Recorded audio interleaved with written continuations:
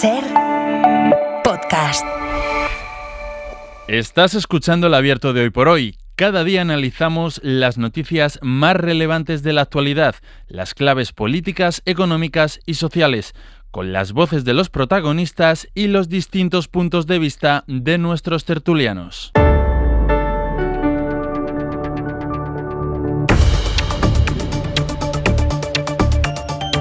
En el Abierto de esta mañana del día de Nochebuena nos acompañan en el análisis Cristina Monge. Hola Cristina, buenos días. ¿Qué tal? Muy buenos días, Sastre, ¿cómo estás? Eduardo Madina. Hola Edu, buenos días. ¿Qué tal? Buenos días. Egunon, porque hoy estamos cada uno en una punta del país. Hoy somos como una familia, bueno, en realidad somos un poco ya eso, una familia que cada uno hemos vuelto a casa y nos conectamos casi por videoconferencia. Cristina está en Zaragoza, Edu Madina está en Bilbao, yo les hablo desde Valencia y en un momento saludaremos a José María Lasalle, que hoy está en Barcelona.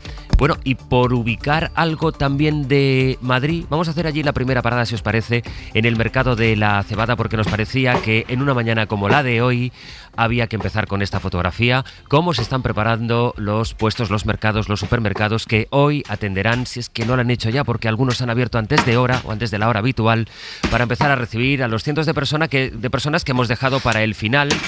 Bueno, yo diré por quedar bien que hemos dejado los últimos detalles, aunque algunos hemos dejado casi íntegra toda la cena de la compra para la cena de hoy. Fernando Bayo, buenos días. Buenos días, José Luis, ¿qué tal? ¿Cómo estás? ¿Dónde estás exactamente? Pues mira, me he venido a uno de los mercados más tradicionales y céntricos de Madrid, el mercado de la cebada, donde ahora mismo tengo aquí a Emilio preparando capones, pulardas, pavos para los clientes que van a empezar a llegar a este mercado a partir de las 9 de la mañana. No es el único, he estado hablando con Eugenio de la pescadería Máximo Bodierna, que espera vender cerca de 150 kilos de marisco en la que dice es la mejor jornada de la campaña navideña. Y Javier y Milagros de la carnicería Hermanos Valle, que es el puesto más antiguo de este mercado, que cumple ya más de 150 años y que, según no me están contando, pues prevén que la jornada se dé bien. Andaban ahí preparando carne picada para los rellenos de los pavos, para los rellenos de los pollos y también, pues hombre, algunos filetes de solomillo, porque alguno va a caer seguro a lo largo de esta jornada. Los clientes de momento no han aparecido, aún es pronto,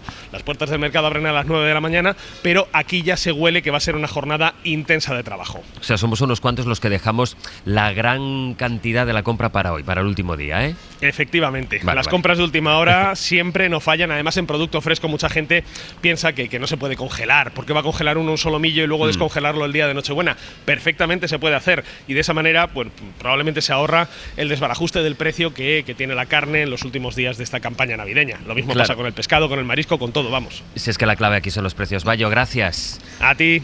Déjame, antes de saludar a Jordi Fàbrega, a incorporar a José María Lasalle en la conversación. Lasalle, buen día, buenos días. Hola, buen día, ¿qué tal? Vamos a ir repasando los precios. Jordi Fàbrega, hola de nuevo. Hola, ¿qué tal? Porque a las 7 de la mañana, cuando nos dabas el titular de que vienen unas navidades más caras, que yo creo que es un titular que más o menos se viene repitiendo año tras año. Cada Navidad. ¿Verdad que sí? Había uno en particular que había algunos productos navideños que no es que estén más caros que el año pasado, sino que están en su máximo histórico. Sí, los precios suben mucho en las últimas semanas previas a la Navidad. Hay varias asociaciones de consumidores que hacen la comparación del precio de determinados productos hace 1 o 2 meses con lo que cuestan ahora. Y, por ejemplo, acabamos de conocer los datos que publica esta cesta de la compra de Asufin, la Asociación de Usuarios Financieros. Calcula que ha subido un 21% el precio en los productos más navideños en estos últimos 2 meses, comparando octubre con ahora. El Percebe, por ejemplo, ha subido en 2 semanas un 41% y un 96% en 2 meses. La pularda cuesta un 38% más que en octubre y la sidra, que no todo es comer, cuesta un 40% más. De los 29 productos que he analizado, ¿sabes cuántos han bajado su precio en estos 2 meses? Mira, voy a decirte que uno. Pues has acertado. Hay ¿Ves? uno que ha bajado de precio. Siempre hay que tener un 1% de optimismo. Hay un producto que es el Panettone clásico que ha bajado un 0,5% su precio en 2 meses. Esas son las conclusiones de Asufin. También tiene su cesta de la compra particular, la OCU, con conclusiones muy parecidas. La cesta de la compra ha subido un 16% en este último mes, con productos que están costando, como decías, más que nunca. Esa es la conclusión de ese estudio que nos contaba el portavoz de la OCU, Enrique García. Hay hasta 6 productos de la cesta de productos navideños que se encuentran en máximo histórico desde 2015. Eso hace que volvamos a tener las Navidades más caras en lo que se refiere a las cenas tradicionales de esta fiesta. Y luego está el turrón, que también nos cuesta más, un 16% más. Incluso los de marca blanca han subido de precio, porque hay que recordar que entre los ingredientes que más se han encarecido este año están algunos de los que más se utilizan para los turrones: huevos, almendras, chocolate, cacao. Así que eso es lo que hace que el turrón nos cueste este año un 16% más que hace un año. Que tengas una feliz noche, Jordi. Muchas gracias. Igualmente. Un poco más cara, pero que sea feliz, igualmente. Hasta luego, Jordi. Solo a título de en lo que podemos ser nosotros de mesa representativa de lo que es el país o científica. La Salle, ¿tú lo has dejado todo para última hora o no? Yo tengo la suerte de que llego a mesa puesta, lo cual como invitado siempre es de agradecer, aunque se le pongan ahora a uno los mofletes de color rojo por la vergüenza, pero ¿qué le vamos a hacer? Luego al final del abierto vamos a hacer otro ejercicio. Nuestra compañera de La Molina ha puesto datos a otra tendencia, que es cómo, según van pasando los años, desde luego uno de los factores que tiene que ver en cómo cambia nuestra tradición es la inflación. Pero hay otra tendencia que es cómo cada vez ya nos duele menos o nos sentimos menos culpables por cocinar menos y comprar más comida preparada, aunque vayamos a casa, no salgamos de casa, pero comprar más comida preparada, que es una evolución que se ha ido viendo en estos últimos años. Tú, Cristina, ¿qué plan tienes para hoy? Pues mira, yo es tradicional hace muchos años, y además así aprovecho para agradecerlo, que el día de Nochebuena mis tíos nos juntan a toda la familia, así que también voy a mesa puesta. Llevo el cava, eso sí, no es poca cosa, aquí en Aragón llevar el cava. Hombre, doy por hecho que la Salle también llevará algo, no se va a presentar conociendo a la Salle además. Bueno, no te creas, quién sabe. Pero José María, hombre, que es Nochebuena, tírate un poco. Edu, ¿y pues tú? Eso. Yo, claro, aquí competir por ver quién cocina mejor en Bilbao no es fácil, porque hay mucho nivel en cualquier piso, ¿no? Pero sí, no, me toca hacer a mí la cena y me encargaré con un poco de pescado y yo qué sé, algo así a lo largo del día, un poco como tú, a última hora, ¿no? Mucho que hacer, no me ha dado tiempo, pues nada, hoy me encargo. Improvisar, que suele ser un buen plan, y además, si no es un buen plan, es desde luego una buena excusa. Lo siento, no he tenido tiempo para más, esto es lo que hay. Si luego os va a sobrar la mitad de la comida, ¿de qué quejarse?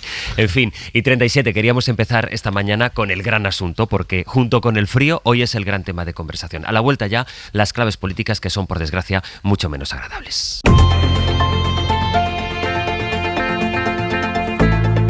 El Abierto. Ser podcast.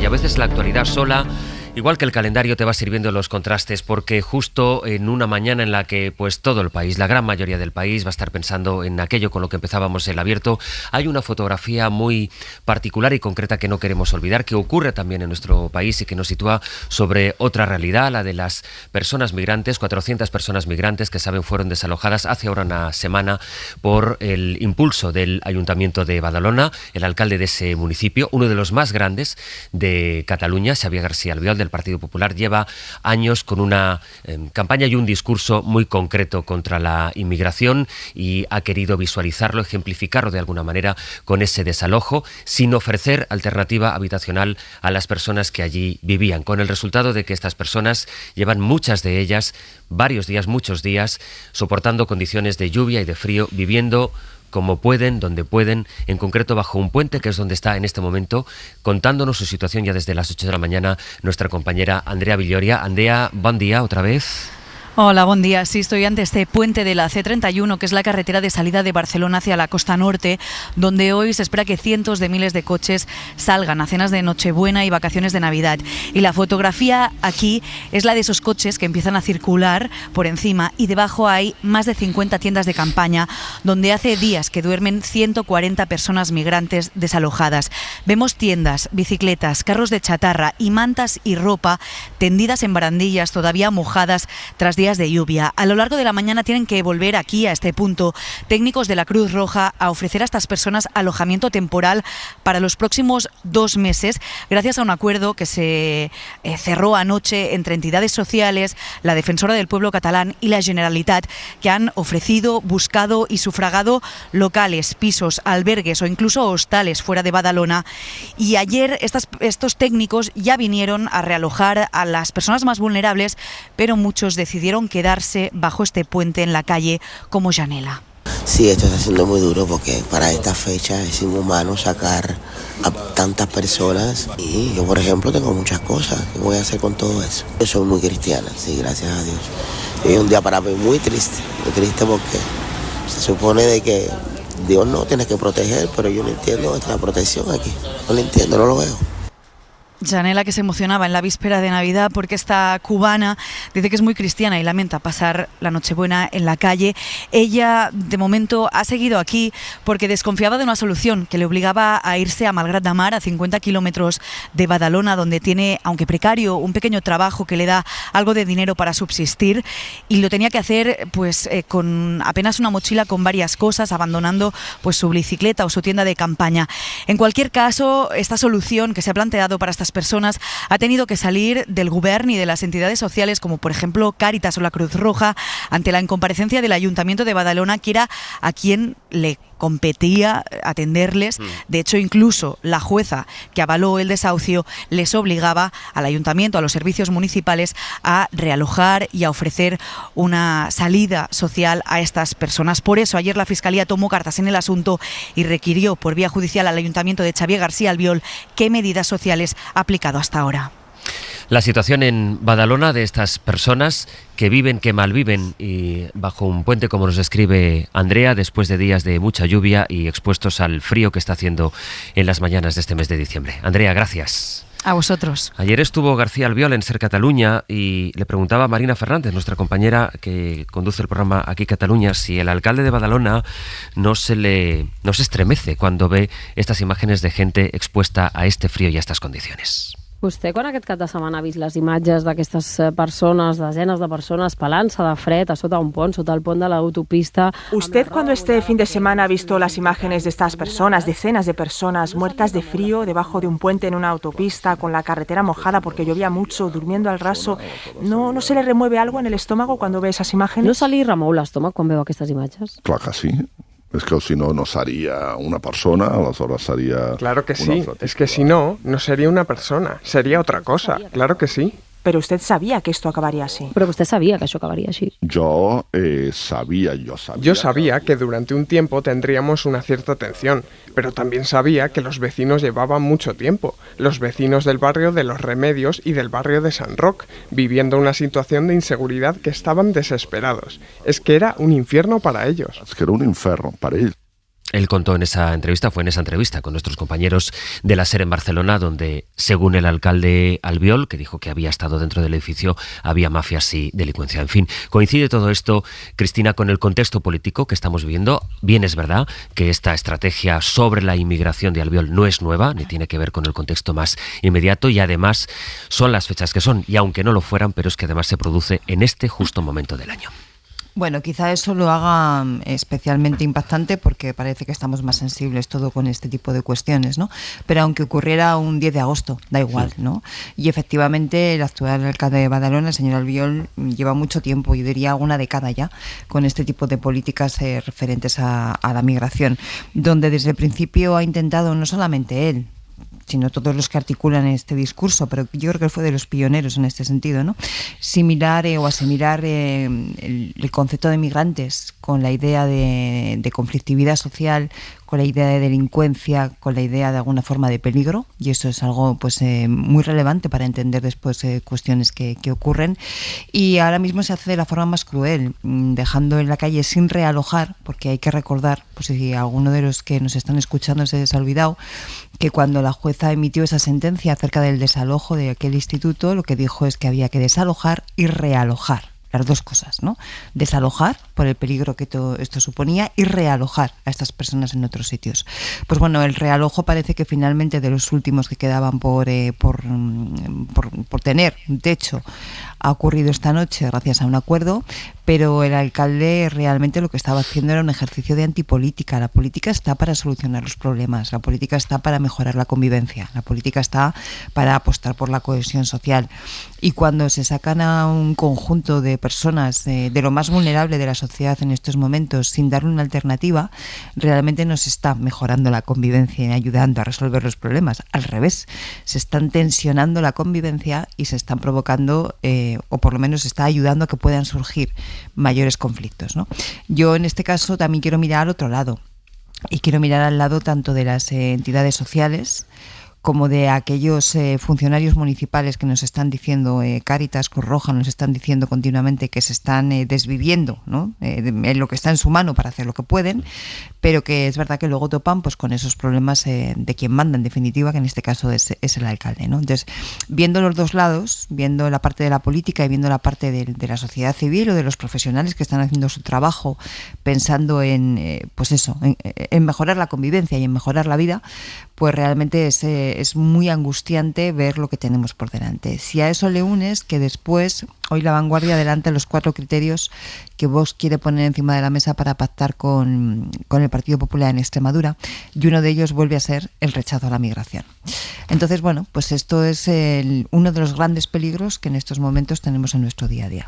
Una de las claves, José María, para entender lo que está ocurriendo en Badalona, es un caso que ocurre solo en un municipio o que puede, a partir de este caso, podemos llegar a algún tipo de conclusión general que aplique para todo el país, por ejemplo. Y la respuesta a esta pregunta la dio el mismo día en que se supo del desalojo, cuando Albiol dijo que era el mayor desalojo que se había producido en España. Aquello fue avalado por Alberto Núñez Feijóo en un tuit en el que no solo lo puso de ejemplo, sino que dijo que lo primero, una de las primeras medidas que emprendería si él llega a la Moncloa es la ley antiocupa. Y por tanto, la dirección del partido avala el discurso de Albiol en este caso.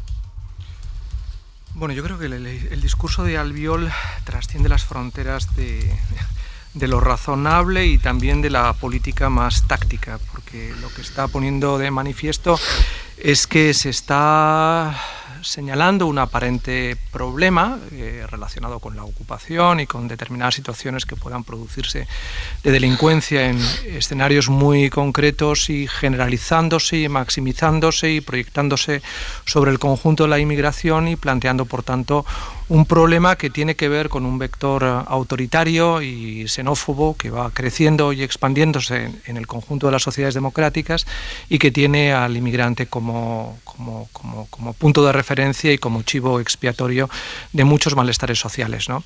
Y eso es lo verdaderamente preocupante, que se está normalizando una lógica que es inasumible de acuerdo con nuestra cultura democrática y con los propios valores de nuestra civilización casi, y en estas fechas más que nunca, judeocristiana, ¿no? Donde precisamente el humanismo y la defensa humanitaria de ciertos valores y la lucha contra la crueldad han sido señas de identidad de nuestra civilización, y ahora se están cuestionando por un utilitarismo táctico que aprovecha escenarios de visibilización que permiten a alguien consolidarse en su discurso y, por tanto, crecer en sus expectativas políticas. Y si eso está mal, evidentemente, en el alcalde de Badalona, está mal en quienes le arropan, le amparan y, por lo tanto, fomentan este tipo de soluciones que, insisto, están traduciéndose incluso en una conflictividad social entre los propios vecinos del Ayuntamiento de Badalona, entre quienes se ponen del lado del alcalde y agudizan aún más la tensión sobre la migración, y quienes se ponen del lado de los migrantes y tratan de defender un cierto margen de humanitarismo que impida que esta gente pueda estar viviendo, durmiendo debajo de un puente, y nunca mejor dicho, ¿no?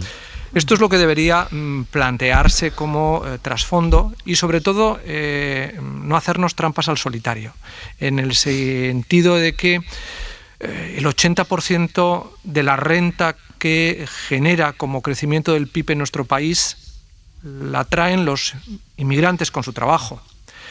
Ellos monopolizan el sector de los cuidados, ellos monopolizan el sector de los servicios, ellos monopolizan la base de la cadena alimentaria en la agricultura. Es decir, son una parte fundamental de nuestra economía, por así decirlo, ¿no? De esa supuesta prosperidad en la que estamos instalados. Y hay que preguntarnos cuáles son las condiciones que hacen posible que hayan hegemonizado y monopolizado esos sectores. Entre otras, que se pagan salarios del tercer mundo. y se pagan salarios del tercer mundo para garantizar una mejora de la productividad de las clases medias en un escenario en que las clases medias están claramente dañadas también por un impacto de digitalización que afecta al conjunto de nuestro tejido productivo por la automatización de la economía. Por lo tanto, deberíamos también pensar en esto de fondo, es decir, estamos maltratando a aquellos que nos ayudan a hacer posible nuestra vida, de una clase media cada vez más fragilizada.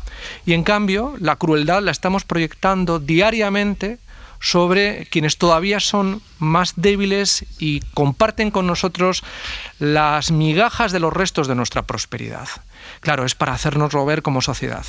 Y trasciende, insisto, a las fronteras de las banderías políticas e incluso de los personalismos, que en este caso, con una clara vocación autoritaria, proyecta a alguien como Xavier Albiol, ¿no? Que por otra parte es conocido porque viene defendiendo estas ideas desde hace muchísimo tiempo. Por lo tanto, este es un debate de fondo que no sé si hoy debería estar presente en la mesa mientras comemos el turrón, pero hombre, deberíamos pensar qué viabilidad estamos proyectando sobre nuestra sociedad cuando la crueldad está avanzando de una manera tan normalizada y amparada en la ley. Porque al final lo que está haciendo el alcalde de Badalona es ejecutar una sentencia judicial de desahucio, y donde no hay mecanismos para forzar al ayuntamiento a hacer lo que el ayuntamiento tiene que hacer, que es realojar dignamente a esta gente. Bueno, insisto, estamos viendo alrededor de nosotros una serie de indicadores que reflejan una crisis sistémica en la que deberíamos estar pensando y no entregados a la polarización y debates que cada vez resultan más absurdos, la verdad. Decías temas que quizá igual no tendrían que estar en las conversaciones de hoy. Recordaba a las 8 ese estudio que salió hace apenas unos días de la polarización, que decía cuánta gente cada vez más renuncia a hablar de política, incluso se va de chats de WhatsApp porque cuando se habla de política ya muchas de las discusiones acaban en enfrentamientos tales que se rompen amistades y vínculos familiares. En fin, vuelvo, Edu, al asunto que nos ocupa, que es Badalona, a partir de esta reflexión de La Salle. Sí, comparto en general lo que han dicho tanto Cristina como José María, porque es verdad que que Xavier Albiol hace ya mucho tiempo, La Salle lo decía, ha fijado la misma posición política sobre este asunto, ¿no? Y es curioso, la resuelve rápido y la resuelve siempre de manera muy contundente, ¿no? Siempre tiene razón, o cree tenerla, cuando resuelve muy rápido un que no venga nadie, y donde concentra en la figura del migrante una especie de significante vacío de todos los males, ¿no? Con él llegan todas nuestras amenazas, todos nuestros miedos, todos nuestros problemas. Si hay que elegir un lugar donde reside el campo problemático de una sociedad, pues es en la figura del inmigrante, que es quien nos amenaza en nuestra razón de ser. Supongo que por ahí elabora una concepción de la inmigración que, no nos engañemos. A mí me encanta engañarme con este asunto y pensar que algún día esta batalla la vamos a ganar, pero las encuestas nos dicen que en el rechazo a la inmigración se sitúa mucha más gente que en una posición un pelín más matizada, sofisticada y con algún que otro pie de página, ¿no? Pies de páginas hay unos cuantos. Por ejemplo, España es uno de los 3 países con menor índice de natalidad de la Unión Europea. Tenemos un envejecimiento demográfico muy evidente y un índice de natalidad muy muy bajo también muy evidente, es decir, crecemos por inmigración. Y eso que estamos escuchando todo el día en las noticias, leemos en los periódicos y vemos en las televisiones, el Producto Interior Bruto, que no deja de ser una especie de fijador monetario del valor agregado de todos los bienes y servicios que producimos, pues en parte crece, en parte importante, casi diría en parte súper importante crece, porque crece la población. No es difícil pensar que en uno de los países con menor natalidad de la Unión Europea no crece por nacimientos, sino por recepción de gente. Entonces, el debate de la migración para la Unión Europea y sus sociedades envejecidas, sus necesidades productivas y sus modelos redistributivos, tiene mucha más sofisticación que la manera en la que la resuelve el señor Albiol, ¿no? Que es muy rápido diciendo que no venga nadie, que se vayan todos, son nuestra mayor amenaza, echadlos de ahí. Y es verdad que cumple una orden judicial y le dice orden de desalojo, desaloje usted. Pero hay un mandato político de realojo de quienes no tienen dónde estar. Y esa el Ayuntamiento de Badalona la ha incumplido sistemáticamente desde que este señor se presentó en las elecciones queriendo limpiar Badalona. Uno escucha el lema limpiemos Badalona o limpiar Badalona y piensa que está ofreciéndonos una mejor limpieza higiénica de las calles de Barcelona de Badalona, perdón, y en realidad de lo que nos habla es de sacar todo aquello que no es de allí, porque él decide quién es de allí y quién tiene derecho a estar allí. Y tercera mentira que nos gusta lanzarnos a nosotros, que la gente en Badalona no lo compraría, y lo compró, y de repente le votaron una y otra vez. Y mucha gente que no es de ese partido dice, pues yo no le voy a votar nunca porque es del Partido Popular y yo soy de otro partido, pero no está mal esto que hace. Y poco a poco esta es una batalla ideológica, política, ética, que la hemos perdido y la estamos perdiendo. Así que vamos a tener que esforzarnos mucho en dar una dimensión humana de lo que son los seres humanos que van y vienen, y una dimensión también humana del modelo de convivencia que tenemos en nuestras ciudades, nuestros pueblos y nuestros países, porque vamos a tener que echar ahí mucho. En el año 2026 aquí tenemos una asignatura que tenemos que mejorar. No es una pregunta pequeña, sigo con vosotros, Cristina, porque sé que quieres intervenir a la vuelta, porque no es una pregunta pequeña, esta que deja Edu sobre la mesa. ¿A qué no llegamos ya? ¿O en qué asuntos estamos yendo demasiado tarde?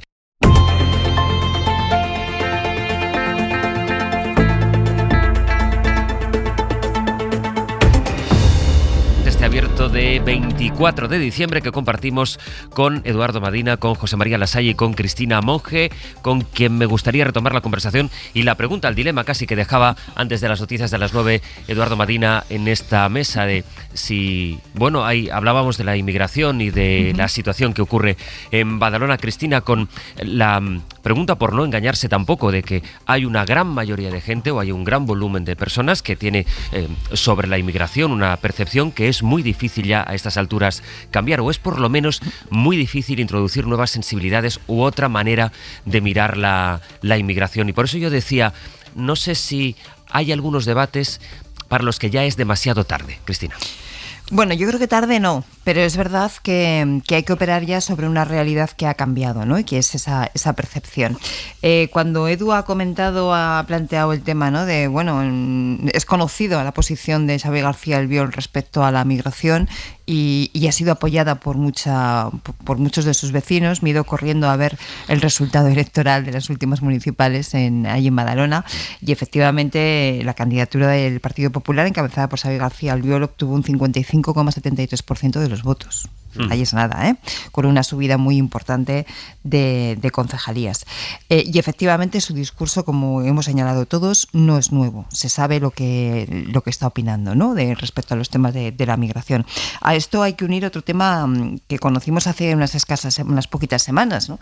Y es esas encuestas que nos dicen que en Cataluña en concreto, pero perdón, podríamos estar hablando de otra tierra también, pero en Cataluña en concreto se está dando una curiosa convergencia de votantes, según nos dicen los estudios, de votantes de Vox, que generalmente suelen ser clases medias bajas del ámbito urbano, junto con votantes de Alianza Catalana.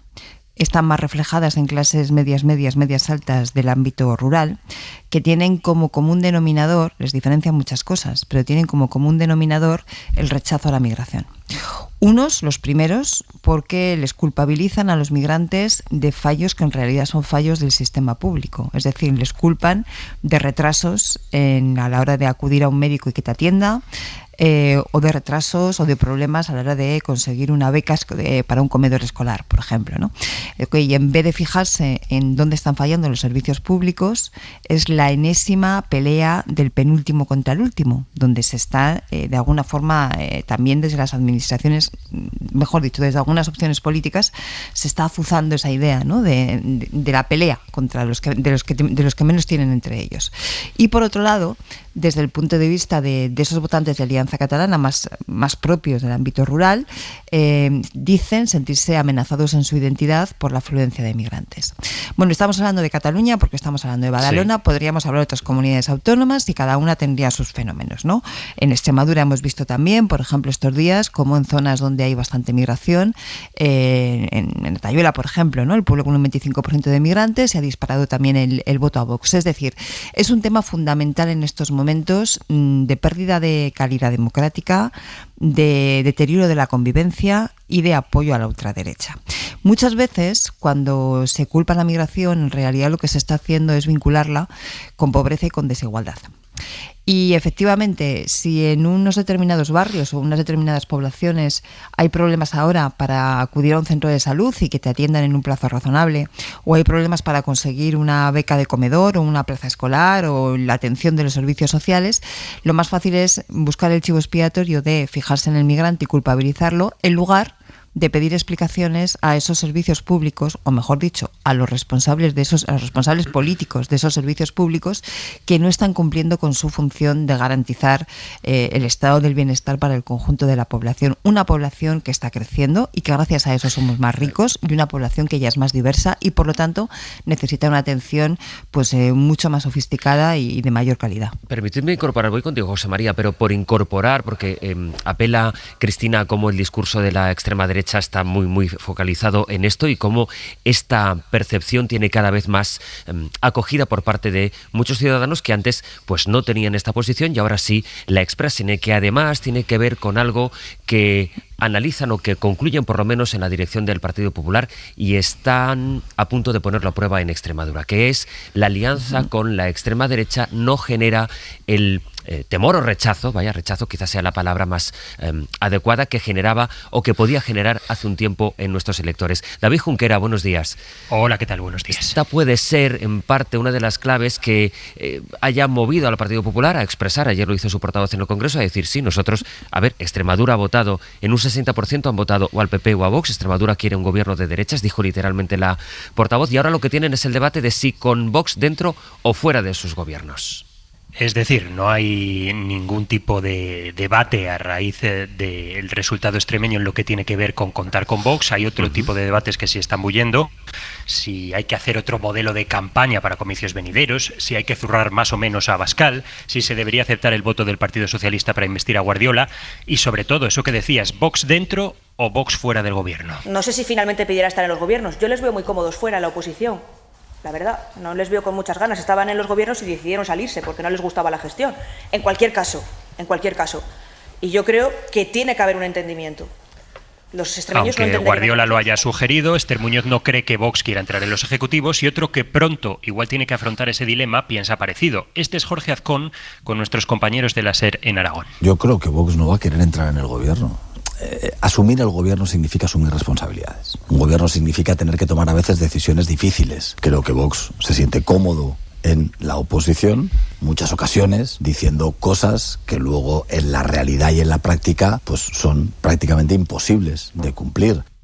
En Génova quieren gobiernos en solitario y, como comentábamos, otros varones creen que ya es hora de que Abascal vuelva a quemarse con la gestión. Pero donde ya no hay debate es en lo que decía Sastre, en lo de a qué puerta llamar para pactar. El PP ya no tiene remilgos ni miedo a entenderse con Vox. Esto del miedo a la derecha ya no cuela.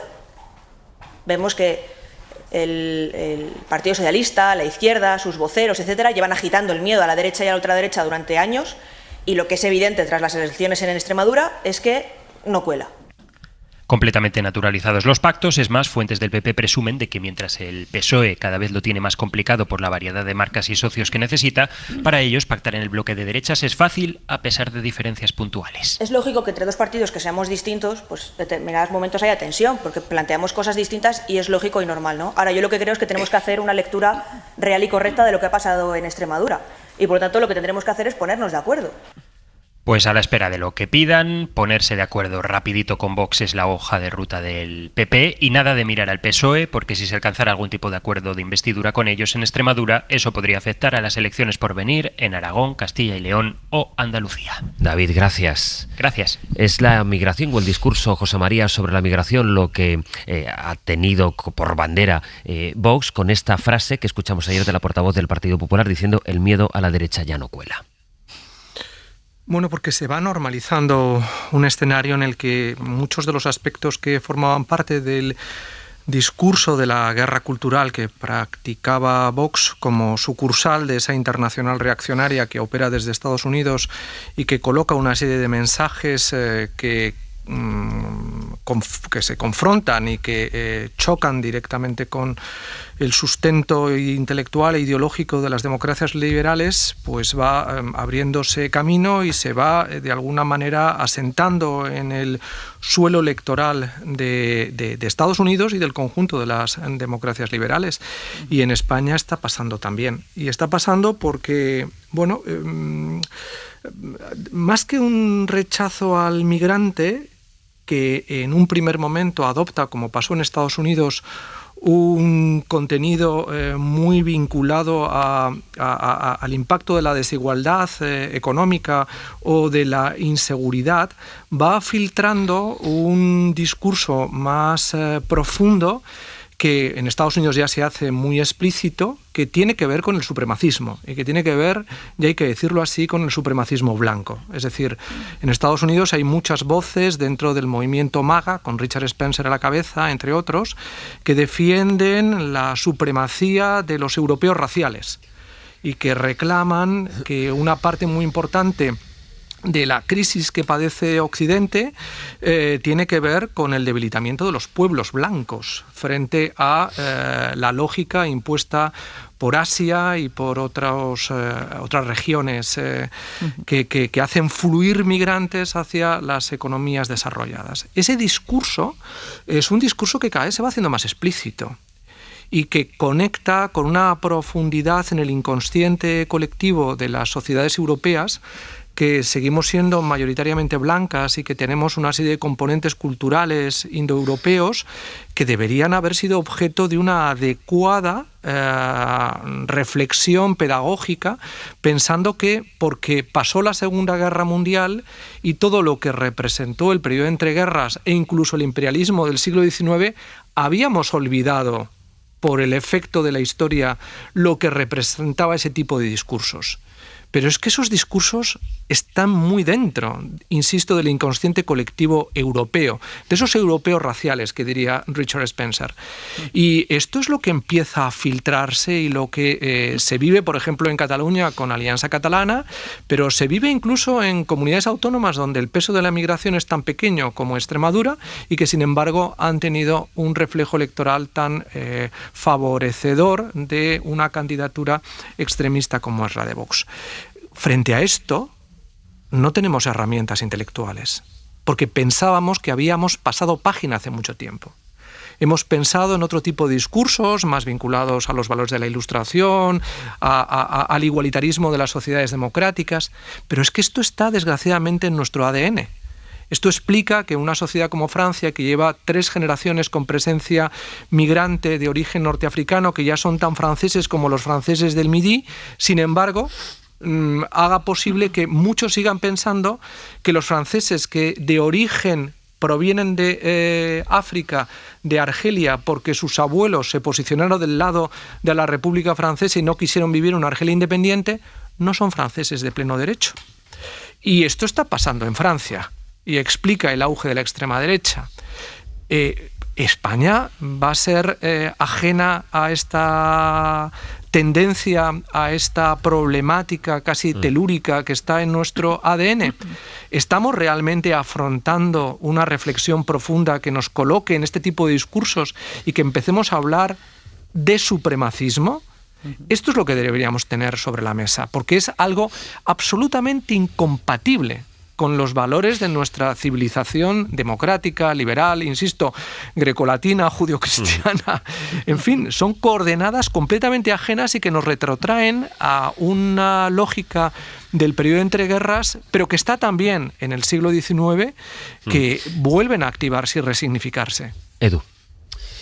Sí, bueno, es que es un debate de una complejidad enorme, ¿no? Uno trata de resolverlo siempre con aquello en lo que cree. Pues yo creo en sociedades plurales, en sociedades heterogéneas, que no tienen un dios predefinido, ni una orientación sexual predefinida, ni una identidad nacional predefinida, en un espacio público con igualdad de derechos civiles, de libertades públicas, para el total de las mujeres y los hombres que configuran ese espacio público, y lo veo abierto, en forma de sociedad abierta, contaminado del mundo, abierto a sus corrientes y en proceso dinámico. Las sociedades no son iguales en el siglo XVI que en el siglo XIX, ni son en el XXI, ni no serán tampoco en el XXIII. Somos procesos, no somos espacios cerrados, estancos e inamovibles, ¿no? Y todo cambia y nada permanece, y ni siquiera nuestras certezas lo hacen. Así que sé que las mías tampoco, y están en juego en el ámbito de la conversación global que José María ha explicado de manera, en mi opinión, brillante, y que está metida en Europa en todo el debate político, y que ha sido uno de los ejes que ha arrastrado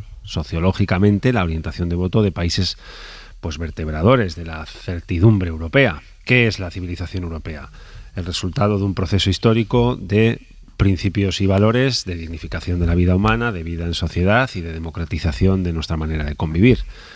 Todo eso tras muchos siglos de revoluciones, guerras, procesos y pasos atrás, experiencias fallidas, abismos como los visitados en el siglo XX, y una experiencia histórica de mucha historia acumulada sobre el proceso europeo. Vale, pues eso está hoy en revisión, y el universo ideológico al que yo pertenezco, que es la visión socialdemócrata de la vida, pues está en retirada, y esta es una batalla que la está perdiendo en Francia, la está perdiendo en Italia, la está perdiendo en Alemania, la está perdiendo en Países Bajos, la ha perdido en Reino Unido, la ha perdido en muchos sitios, porque están virando las sociedades europeas, y el debate es ¿por qué? ¿Por qué están virando? ¿Por qué ganan quienes son capaces de decir en lo que viene de fuera está todo lo que nos amenaza aquí dentro? Cerremos las fronteras a los problemas que vienen de fuera, porque solo vienen problemas de fuera, y mantengamos intacto esto que somos nosotros, este pronombre maldito del nosotros cerrado, puro, homogéneo e inamovible. Pues por ahí algunos han construido auténticos edificios, y me temo que sin el vector de la inmigración, los partidos ultranacionalistas de extrema derecha que recorren Europa y también en nuestro país, que han tenido un resultado extraordinario en estas elecciones del 21 de diciembre en Extremadura, y que me temo que lo van a tener también muy bueno en otras que tenemos a lo largo del 26, pues no se comprendería, porque es un vector fundamental. El nosotros, la pureza del pronombre y el edificio ideológico que se ha elevado sobre él, es un tema que lo tenemos que resolver algún día. Y eso nos conecta con la siguiente pregunta, que es si la estrategia de oponerse frente a la posibilidad de una alianza entre el PP y Vox, que es lo que tiene ahora mismo el gobierno, lo que exhibe el gobierno como gran baza, es una estrategia suficiente para aguantar una legislatura en la que carece en este momento de apoyos parlamentarios. Estamos estableciendo un poco la teoría sobre algo muy concreto, la teoría general, digamos, de algo muy concreto que vimos que ocurrió el domingo pasado en las elecciones de Extremadura, que abren un ciclo electoral que, como antes recordaba Madina, pues tendremos el próximo 8 de febrero, la próxima cita en Aragón, luego vendrían las elecciones de Castilla y León, después las de Andalucía, y está por ver si se producirá o no un adelanto de las elecciones generales, que ya ha dicho por activa y por pasiva quien tiene la potestad de adelantarlas, que es el presidente del gobierno, que eso no va a ocurrir. Ana Fernández Vila, buenos días. ¿Qué tal, Sastre? Buenos días. Tuvo que ser ayer cuando la verdad que se estrena como portavoz Elma Saiz, y ayer le correspondió dar el primer mensaje de la primera valoración que hace el gobierno después de la catástrofe electoral que ha vivido el Partido Socialista en Extremadura. Recordemos lo llamativo que fue que el presidente del gobierno compareciera en Moncloa a las 8:30 del día de la lotería para anunciar los dos cambios en el gobierno, sin hacer ninguna referencia al partido, a las elecciones en las cuales el partido del que él es secretario general había experimentado un suelo histórico que yo creo no esperaba ni siquiera en Ferraz. El caso es, Ana, que el mensaje que quiso dar ayer el gobierno es que toma nota de estos datos, pero que se sigue ofreciendo como gran argumento el hecho de que ellos son la alternativa a la alianza entre el Partido Popular y Vox, y anuncia medidas que vienen a ejemplificar que la legislatura tiene sentido aún.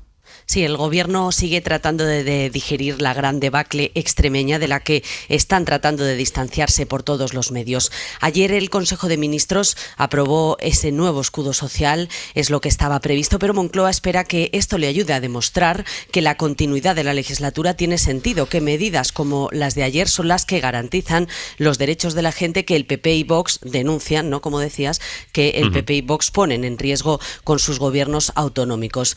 Pero lo cierto es que, una vez más, el Ejecutivo no tiene los votos asegurados. Ni siquiera Sumar salió ayer a defender los decretos que incluyen la prórroga de la prohibición de los desahucios, la subida de las pensiones o ayudas al transporte, pero que dejan fuera la congelación de los precios de los alquileres, que era su principal demanda. Los de Yolanda Díaz y otros socios de izquierdas llevan días acusando al PSOE de poner la legislatura en riesgo con el inmovilismo que creen que está demostrando frente a sus crisis por la corrupción y por los casos también de presunto acoso sexual, ahora también después del descalabro en estas primeras elecciones de este ciclo. Culpan los socios a los socialistas, de hecho, del ascenso de la ultraderecha por falta de medidas contundentes. En un mes el Congreso tiene que convalidar los decretos que aprobó ayer el Consejo de Ministros. El Gobierno confía en superar esta primera batalla parlamentaria, pero lo cierto es que los socios cada vez son más escépticos sobre la viabilidad de la legislatura. Y, por cierto, ayer, Sastre, el Gobierno aprobó la prórroga de los presupuestos actuales, que son los de 2023. Es la tercera prórroga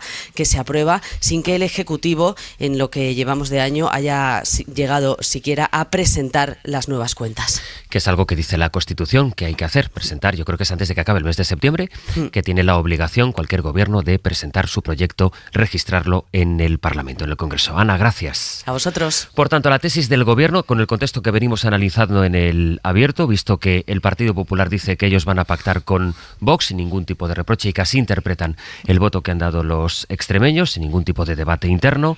La tesis del Gobierno es que los presupuestos no hacen falta porque está a la vista que salen adelante algunas medidas, como las que aprobó ayer el Consejo de Ministros, aunque ya veremos si dentro de 30 días consiguen convalidarlos en el Congreso. Que la alianza entre el PP y Vox no se nota, dijo ayer la portavoz, precisamente gracias al Gobierno y después de el resultado electoral en una comunidad que fue feudo histórico y que tienen de 28 a 18 diputados. A partir de esta lectura que hace el Gobierno, Edu, ¿qué impresión tienes tú?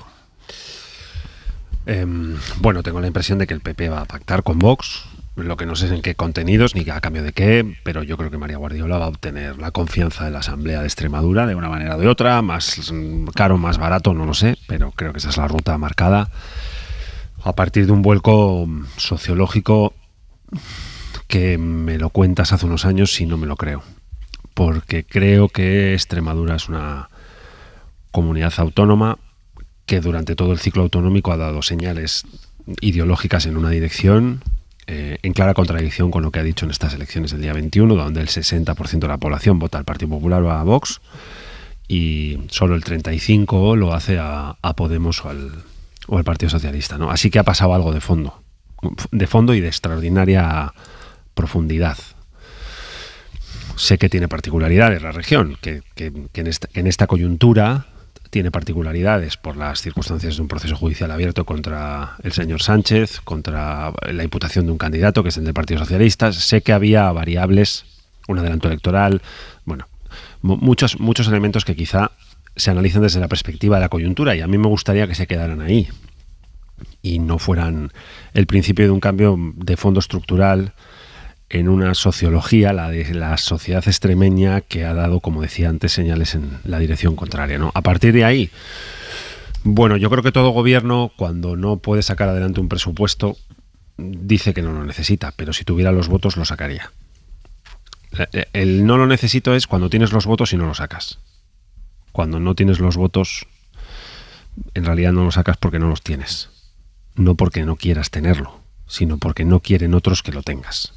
Tus aliados parlamentarios o quien sea, ¿no? Entonces, esta es la circunstancia en la que estamos, por eso estamos en una anomalía de tantos ejercicios presupuestarios prorrogados, donde se va produciendo una disociación del recorrido de la economía y del cálculo financiero, de la necesidad de ingreso y la necesidad de gasto del ejercicio anual del año 23, 24, 25, 26, porque estás prorrogando cuentas de años anteriores donde los números eran otros, las necesidades otras, el volumen poblacional otro, el déficit otro, todo era otro, pero el presupuesto es el mismo. Entonces, como son dos preguntas que me haces a la vez, pues una, creo que el PP va a pactar con Vox en todos los sitios en los que pueda, Si ahora vienen elecciones en Aragón y le da la suma, lo va a hacer, y en Castilla y León. Esto te lo preguntaba menos porque lo tengo más claro. Eso te lo preguntaba menos. Te preguntaba más la otra parte. Y la otra parte, pues así lo veo. Siempre que un gobierno tiene votos, pues saca un presupuesto. Y cuando no los tiene, dice que no hace falta. Pero en realidad sí hace falta. Es conveniente gobernar con presupuesto en curso. Monje. Sí, bueno, primero es una obligación constitucional presentar unos presupuestos. Que no se nos olvide, ¿vale? Y a ser posible en tiempo y forma, que aunque se pueden presentar mañana, pero ya sería tarde, ¿no? De hecho, se acaba de aprobar esa prórroga. En efecto, el actual gobierno de España está planteando esa disyuntiva que dice, bueno, yo lo tengo mal, pero lo que viene enfrente sería peor, ¿no? Y yo creo que hay allí un error de análisis de partida, y es no tener en consideración que... La verdad es que no me gusta tener que decir esto, pero creo que tenía razón antes la portavoz del Partido Popular cuando exclamaba que el miedo a la ultraderecha ya ha pasado en este país. Y lo digo porque me parece un drama. Ella lo decía subrayándolo como algo positivo, diciendo ya no cuela. A mí me parece un drama, ¿no? Que en estos momentos cualquier demócrata se vanaglorie y se felicite de que ya no exista miedo a la ultraderecha. Para la ultraderecha que violenta y que viola los principios de convivencia democrático hay que tenerle miedo y rechazo. No sé si más miedo u otra cosa, eso podríamos debatirlo, pero desde luego rechazo. Y me cuesta mucho pensar que un partido de gobierno, como es el Partido Popular, sistémico, hasta ahora que sepamos, dentro de los principios democráticos, pueda vanagloriarse o pueda felicitarse de que en estos momentos la ultraderecha esté normalizada en España. La verdad es que eso me cuesta, me genera pavor, ¿no? Pero dicho lo cual, efectivamente al gobierno ya no le vale con azuzar el miedo a la ultraderecha, porque no existe.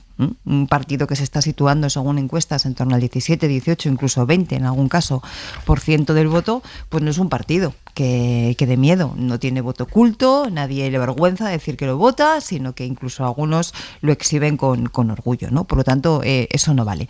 La pregunta para mí sigue siendo si este gobierno, que creo que tiene un muy interesante historial, ¿no? Y una muy buena hoja de servicios en materia de avances políticos progresistas, si va a poder seguir, avanzando en esa dirección. Y entonces, pues ayer efectivamente se aprobaban, como nos recordaba Sastre, una serie de medidas que son interesantes, pero que está por ver si efectivamente se convalidan en un momento en el que los socios cada vez se están poniendo más de perfil, están más reacios, están mostrando mayor susceptibilidad, ¿no? Cosa mucho más que hace unos meses. Pero al mismo tiempo también estamos viendo, en este caso a la parte socialista del gobierno, que apoya iniciativas como la ley de multirreincidencia a propuesta de Junts y con los apoyos del Partido Popular y Vox, que es una ley en cuyo espíritu, digamos, subyace, aunque no lo diga explícitamente, esa identificación de migración con delincuencia de la que hemos empezado a hablar cuando hemos empezado este abierto de hoy, ¿no?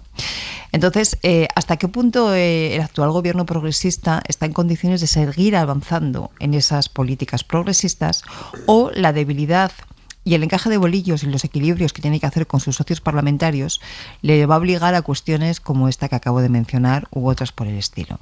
Yo creo que esa es la gran pregunta, porque a sus votantes, que en Extremadura vimos que en muchos casos se quedaron en casa, vamos a ver qué pasa aquí en Aragón el día 8 de febrero y vamos a ver el resto, pero a sus votantes ya no se les saca a votar simplemente diciendo ojo que viene lo peor que hay enfrente. A sus votantes se les sacan con políticas progresistas, a sus votantes se les saca a votar siendo efectivos en el principal desafío, o uno de los principales, yo creo, que tenemos en estos momentos, que es todo lo que tiene que ver con la pelea contra la desigualdad, que está en la base de muchísimas cosas, y por supuesto actuando de forma firme, contundente y sin dejar lugar a dudas en los dos focos de escándalos que en estos momentos el PSOE tiene a su alrededor, que son lo que tiene que ver con los presuntos casos de corrupción y las cuestiones referidas a las acusaciones de acoso sexual, ¿no? La pregunta creo que, por lo tanto, está muy bien formulada, Sastre, creo que es la que hay que hacer. Me gustaría que fuera la que los miembros del gobierno se hicieran durante estos días, que espero que tengan tiempo para descansar y para reposar, y es hasta qué medida esas políticas progresistas van a poder seguir avanzando. Y si la respuesta es que sí, ¿cómo lo van a hacer? Porque estamos viendo, en el caso del PSOE, un partido socialista implosionando por momentos, y en el caso de la coalición de gobierno, cada vez una debilidad mayor, incluso también con muchos problemas de relación entre los dos propios socios de gobierno. Ahora recordaba nuestra compañera Ana como algunas de las medidas, pues la revalorización de las pensiones, el escudo social, moratoria de desahucios, bono energético, el descuento de los transportes, el abono único, que son medidas de un calado social innegable, pero claro, esto, por una parte, están las reivindicaciones que pide Sumar, que se le atiendan también dentro del Ejecutivo, y luego qué va a pasar cuando esto tenga que convalidarse la Salle en el Congreso. Bueno, yo es que creo que no le damos la suficiente importancia a lo que representa no tener un presupuesto actualizado. Es decir, ya se ha mencionado aquí que es una obligación constitucional, ya se ha reiterado que no podemos llevar 3 años de prórroga a las espaldas, pero es que hay una realidad indubitada, y es que hay una correspondencia entre la programación legislativa que tú diseñas para afrontar los problemas del país y la correspondencia presupuestaria que tú alojas en una ley de presupuestos, y que debe dar cobertura a lo primero.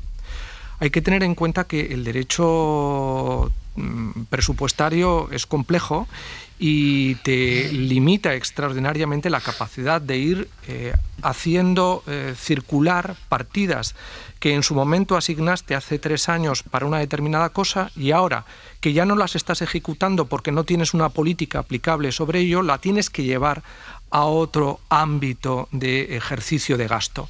Es decir, tú no puedes ir cambiando como si fuera un principio de vasos comunicantes los gastos presupuestados hace 3 años para una cosa y los gastos que tienes que desarrollar para otro tipo de estrategias y políticas al día presente y con proyección para los próximos años.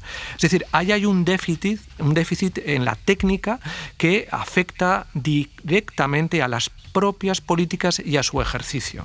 Por eso, como le pasa a una familia, no puedes estar ajustándote al presupuesto de hace 3 años para los problemas que tienes 3 años después, porque tendrás un problema, y que es lo que nos está sucediendo en estos momentos, y está reflejando que vamos justitos en muchísimas cosas, porque no hemos sido capaces de ir previendo que hace 3 años había 48 millones largos de habitantes y ahora hay 49 millones y medio, y creciendo, y así sucesivamente. Por lo tanto, este no es un tema menor. Y no es un tema que podamos resolver con la idea de vamos a seguir tirando balones hacia adelante porque resistir es ganar, y así evitaremos que la extrema derecha presione en un gobierno del Partido Popular o gobierne directamente con el Partido Popular. No, esta no es la solución, porque por el camino estamos perdiendo muchas cosas. Ya no solamente legitimidad en términos constitucionales, sino también eficiencia en términos técnicos, que es un poco lo que explica también la situación que estamos viviendo y esa falta de cuadratura del círculo en la que estamos instalados, y que en parte reflejan los resultados electorales de Extremadura. Viendo el voto del Partido Socialista y teniendo en cuenta que tan solo ha retenido el 59% de sus votantes en las pasadas elecciones, hemos de darnos cuenta de que esta estrategia de resistir para ganar y echando balones hacia adelante, no nos resuelve que un 10% de mis antiguos votantes hayan ido a la abstención. Es decir, se han fatigado por el camino. Tampoco convence a ese 15% de votantes que se han ido a Unidas por Extremadura, que piden una política quizá más ambiciosa en sus estrategias de izquierda. Y, por supuesto, no convence a un electorado, probablemente de centro, que en un 11% se ha pasado al Partido Popular. Y ojo, y en un 5% a Vox. Sí. Por lo tanto, algo está pasando. Es decir, tu estrategia no está funcionando. No solamente es que tu candidato fuera pésimo, sino que es que realmente el diseño de tu política y de tu estrategia no está dando los resultados esperados. Porque probablemente hay malestares profundos en la sociedad que tú no estás sabiendo atender. Entre otras cosas, porque te has quedado en una película presupuestaria, y de verdad que es muy importante la técnica presupuestaria de hace 3 años, y en 3 años el país ha cambiado muchísimo. Sobre esta evolución de la extrema derecha, hubo un mensaje del rey en su discurso navideño del año pasado, en el que, además de pedir serenidad, yo creo que la clave fue cuando pidió serenidad ante un discurso político que era muchas veces atronador, a la vista hasta que un año después podría repetir la misma frase y tendría la misma vigencia y seguramente el mismo impacto, porque el año pasado fue nulo. Hubo otra reflexión que hizo el jefe del Estado cuando habló de, en este contexto tan polarizado, salvar los consensos sobre lo esencial, creo que fue literalmente la... Pero claro, esa es la otra de las preguntas que tiene este giro social, esta evolución de hacia dónde estamos yendo, no ya el mundo en su conjunto, sino también la sociedad española en particular. Lo esencial, aquello que generaba tantos consensos, se está redefiniendo. ¿Qué es lo que en este momento genera tantos consensos o lo que esta noche y mañana, día de Navidad, cuando se junten tantas familias, genera incluso en la intimidad de cada casa, de cada familia, asuntos que o bien sean tabú o bien prefieran parientes, primos, cuñados, prefiramos orillar un poco para tener la cena y para tener mañana la comida en paz? Bueno, una de las grandes dudas es qué va a hacer sobre por dónde va a ir el discurso del rey de esta noche. María Manjabacas, buenos días. Buenos días. Pocas cosas se saben, aunque algunas, como digo, se pueden aventurar más en este año en el que se han celebrado bueno, claro, yo digo la intimidad de cada casa, cómo tiene que ser esa comida en la familia real, porque claro, se ha cumplido el 50 aniversario de la llegada de la monarquía con aquel acto al que no fue invitado el rey Juan Carlos. Pero en fin, ¿qué se puede saber o qué se espera del discurso del jefe del Estado? Mira, no sabemos nada, pero sí esperamos. Este año he de decir que me ha resultado complicado hacer el avance, porque como tú decías, lo previsible ya está abordado. Y como llevamos muchos años haciendo esto, he de decir que con aciertos, pues esta vez igual rompemos la tendencia, nos equivocamos, pero espero que nos perdonen los oyentes. ¿Por qué? Porque lo que tú decías, lo previsible ya está abordado recientemente, los 50 años de la restauración de la monarquía, y pasa en Zarzuela como en la prensa, que cuando agotas un tema ya no lo tocas. Pero claro, esto da pie a hablar de la transición, aunque igual yo me juego a que ni la nombra, pero sí va a apelar a los valores de entendimiento en un momento tan polarizado políticamente. ¿Qué pasa? Que el año pasado, como tú decías, abordó el tema, el llamamiento tan contundente a la serenidad ante la política atronadora.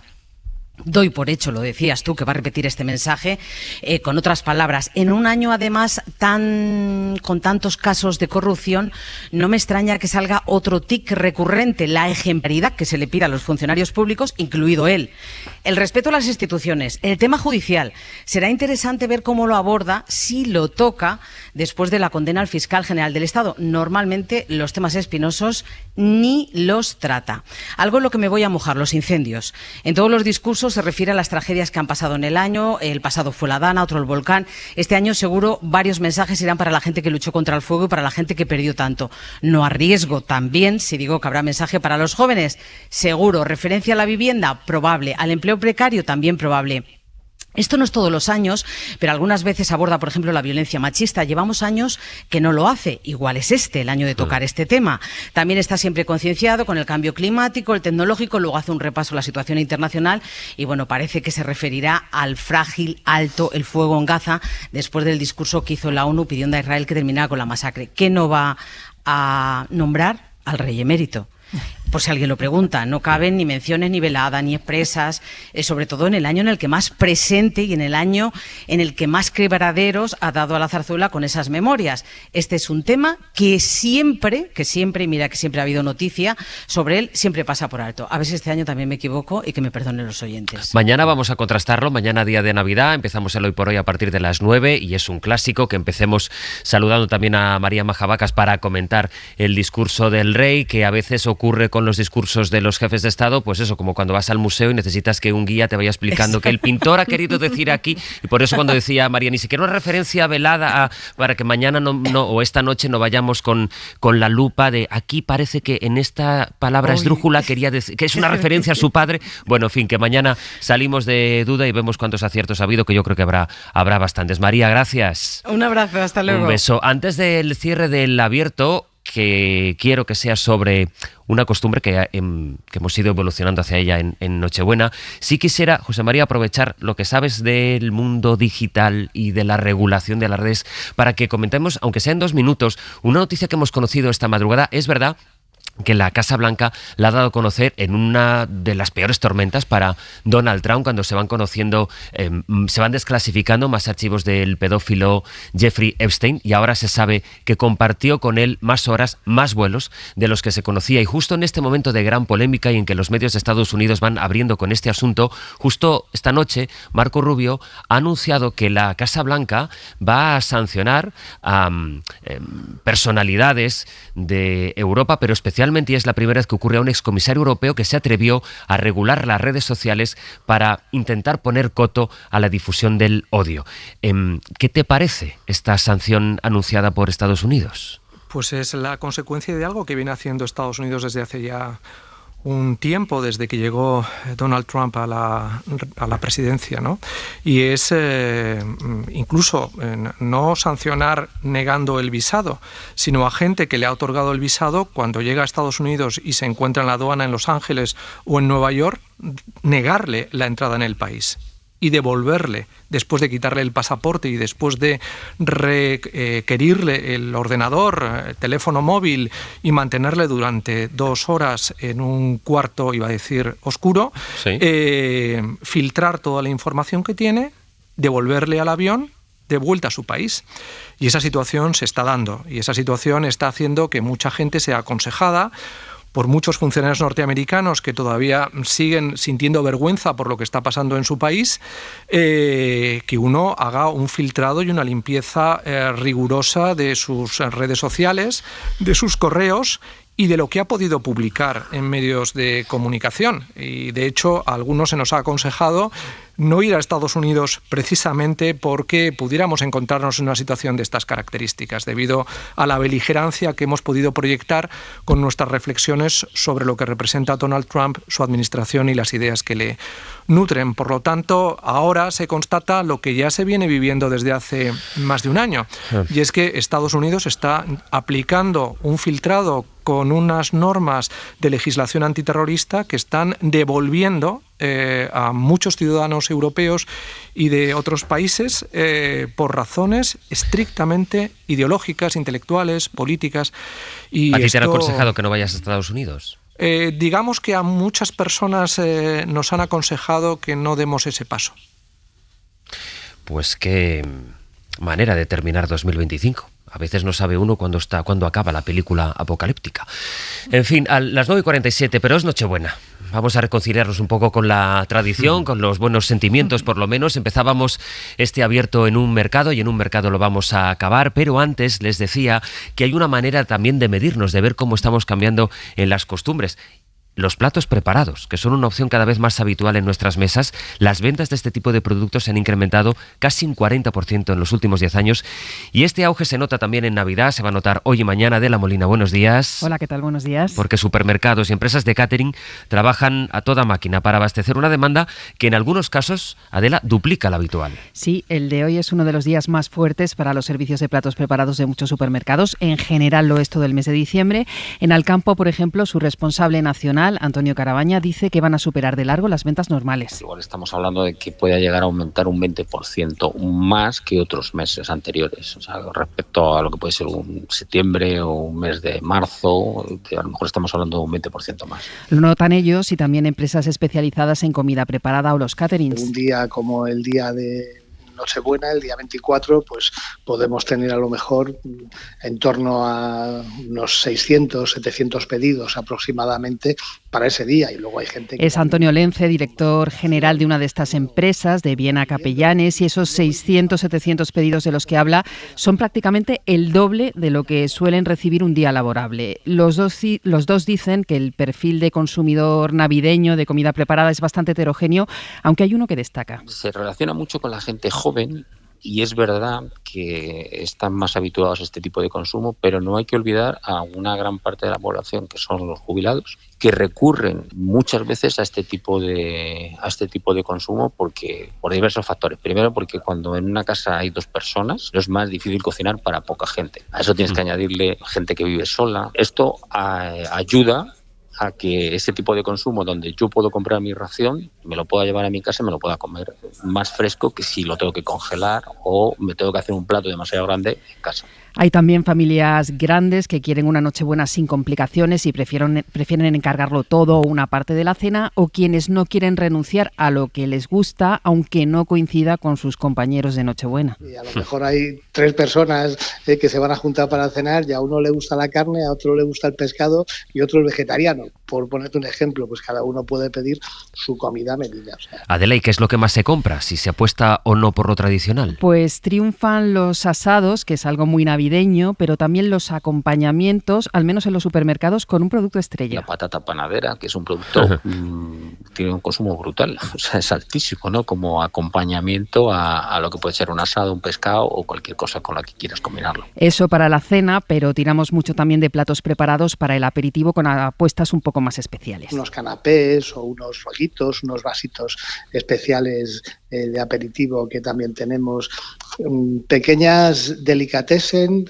pues que no llenen mucho tampoco, que decoren la mesa, que quede muy bonito para ese centro de mesa. Lo más habitual, nos dicen, es mezclar productos preparados con otros hechos en casa, pensando sobre todo en disfrutar sin tener que pasar mucho tiempo en la cocina. Todos buscamos un poco la sencillez, entonces si tú quieres hacer el tardeo de Nochebuena o de Nochevieja o te vas a correr en Madrid la San Silvestre, pues no tienes la tarde disponible o prefieres hacer algo que te le facilite la vida, ¿no? Entonces eso es uno de los motivos que yo creo que hace que la gente haga este tipo de consumo. Así que comodidad, familias más pequeñas y una oferta cada vez más variada están impulsando un sector que este año puede superar, Sastre, los 4.300 millones de euros de facturación, un 4% más que el año pasado. Adela, gracias. A ti. Hemos empezado este abierto en La Cebada, el mercado de La Cebada en Madrid. Vamos a acabarlo en el mercado de Hostafrancs, que está en el centro de Barcelona. Soledad Domínguez, Sole, buen día.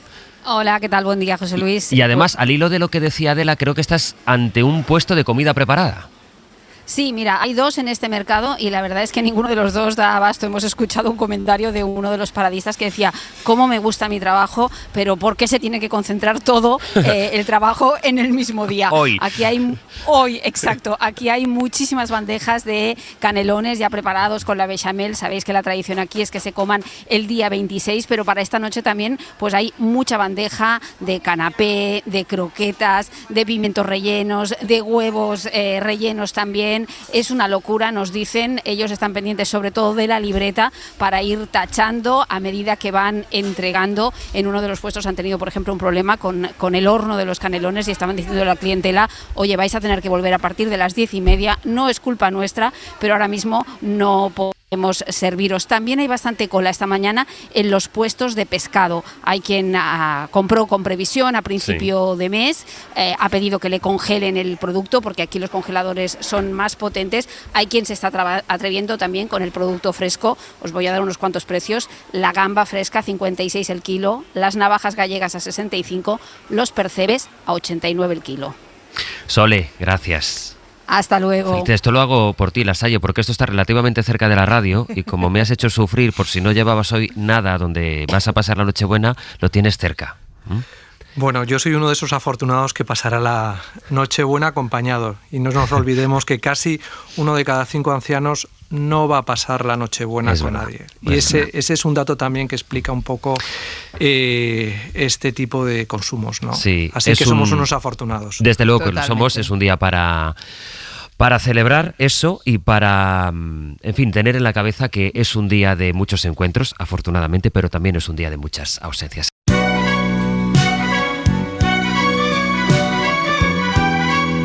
Hoy por hoy noticias.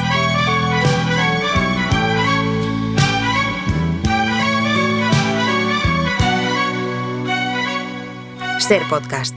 Se me pasa la vida esperando por ti, a que al fin te decidas. Eva Cruz, buenos días. Hola, buenos días. Hola, Severino Donate. Muy buenos días. Hoy con vosotros, si os parece bien. Decidme que sí, porque si no tendríamos un problema. Te vamos a decir que sí. Gracias, os lo agradezco mucho. A todo. El avance de contenidos que tenemos preparado para partir de nada, en unos minutitos, desde las 10. Pues algunas personas eligen fechas señaladas para tomar decisiones, que no sé si es lo más conveniente. El caso es que ya está por aquí Marta Sanz y por Radio Barcelona Manuel Delgado para ocupar su rincón y su esquina y reflexionar sobre nuestra capacidad de decidir, que a lo peor no es tanta como pensamos. En cualquier caso, convocamos a los oyentes en el 900-100-800 para que nos cuenten cómo toman sus decisiones. De manera individual, lo consultan con un círculo de confianza, tienen asesores, se lo preguntan a la inteligencia artificial, lo echan a cara y cruz, le dan tantas vueltas que se paralizan, en fin, todo en el 900-100-800. Decisiones, 900, 100, 800. Ustedes solos, ustedes con ayuda, ustedes consultan y luego deciden tras la deliberación del Consejo de Ministros. En fin, 900, 100, 800. ¿Y después? Bueno, después vendrá un cebo, ya sabes, a cargo de Brian Pérez. Y luego, antes hacías una previa con María Manjavaca sobre cómo será el discurso del rey de esta noche. Pues vamos a hacer un pretérito pluscuamperfecto que es más bien una autopsia. ¿Cómo fue el discurso del rey hace 50 años, en 1975, su primer discurso? ¿Qué esperábamos los españoles? ¿Qué obtuvimos los españoles? ¿Qué nos pareció? Lo haremos con 3 personas que ya entonces tenían una gran pedrada informativa, como tú y como yo. Y bueno, compartirán su asombro al revisitar esos 6 minutos de discurso real de 1975. Y luego charla con Javier Castillo, que es el autor de La chica de nieve, el escritor del momento, el escritor que más libros vende en España, que es todo un fenómeno, y un regalo de Papá Noel para ti. Con él, exacto, sí, con él hablaremos a partir de las 11:30 de la mañana y ya saben, 900, 100, 800 para que compartan con Marta y con Manuel en este día de la Nochebuena cómo, con quién, escuchando a quién o escuchando a nadie, quizá, toman sus decisiones. De momento, ha sido una muy buena decisión, me parece, invitar en este día a Eduardo Madina, José María Lasalle y Cristina Monge. Que tengáis una muy feliz Nochebuena con los vuestros. Feliz noche. Feliz noche y feliz Navidad. Hasta la próxima, adiós. Para no perderte ningún episodio, síguenos en la aplicación o la web de la SER, Podium Podcast o tu plataforma de audio favorita.